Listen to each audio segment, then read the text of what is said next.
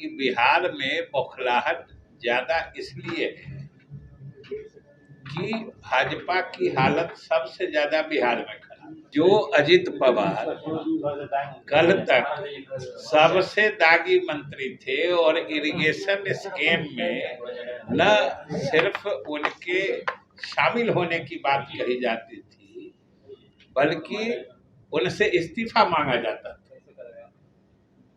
यही भाजपा के लोगों के द्वारा। और वही भाजपा आज उसको अपने सरकार में उप मुख्यमंत्री बना रही है। जांच एजेंसियां हैं केंद्र सरकार की, उसकी जो गतिविधियां हैं वो कैसे केंद्र विरोधी जो राजनीतिक पार्टियां हैं या नेतागण हैं उनके खिलाफ किस किस्म से उनका दुरुपयोग हो रहा है, एक ही नजर से देखता है इस तरह की घटनाओं को कि आप देख लीजिए कि मामला कब का है, दर्ज कब हुआ, इसका अनुसंधान कब हुआ और चार्जशीट कब हो रहा है।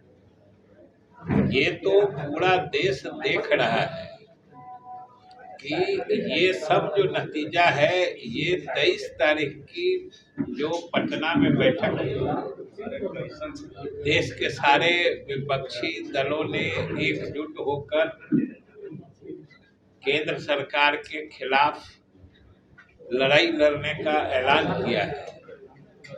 ये सब उससे घबराहट और बौखलाहट का नतीजा है।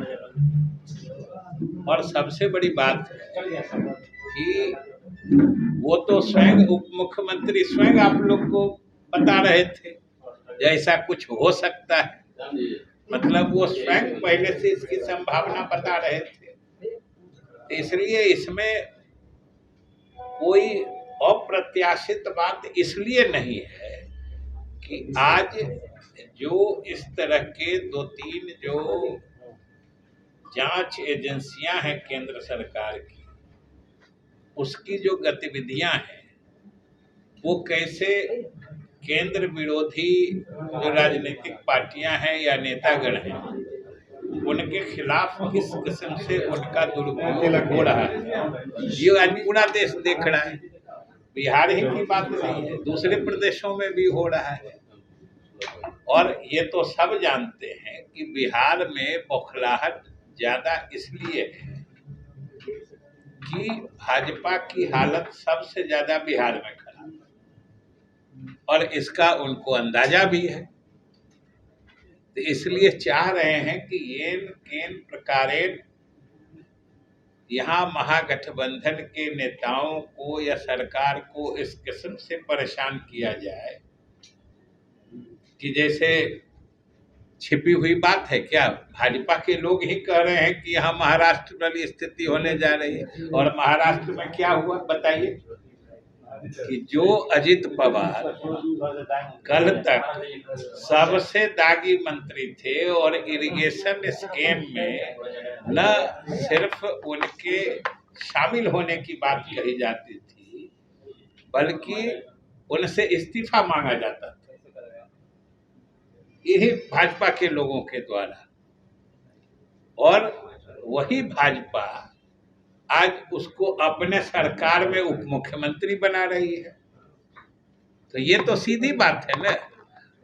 और सारे लोग कह रहे हैं, भाजपा के बड़े से बड़े नेता कह रहे हैं कि यहाँ महाराष्ट्र वाली स्थिति आने जा रही है। तरीका वो लोग महाराष्ट्र कहाँ करप्शन से कॉम्प्रोमाइज करने की कहाँ बात आ रही है। किसी के चार्जशीट कर देने से कोई करप्शन प्रूव्ड हो जाता है क्या। कितना चार्जशीटेड केस में न्यायालय बरी कर देती है। अंतिम रूप से कौन करप्ट है और कौन करप्ट नहीं है, किस पर जो चार्ज लगा है वो सही है कि गलत है, ये तो न्यायालय फैसला करती है। तो इसलिए सीधे सीधी कह देना कि नीतीश कुमार जी अगर कोर्ट फैसला दे देगी, उनके खिलाफ दे देगी, तब कभी कॉम्प्रोमाइज होता है क्या। इसलिए सबसे बड़ी बात है कि ये तो उसमें भी ऐसी जांच एजेंसी जिसकी पूरी कार्यशैली, जिसके पूरे क्रियाकलाप पर ही आज पूरे देश में प्रश्न चिन्ह लग रहा है, उसके द्वारा अगर कुछ किया गया है तो इसको तो सीधा मानिए कि उनकी साजिश जारी है, सीधी बात।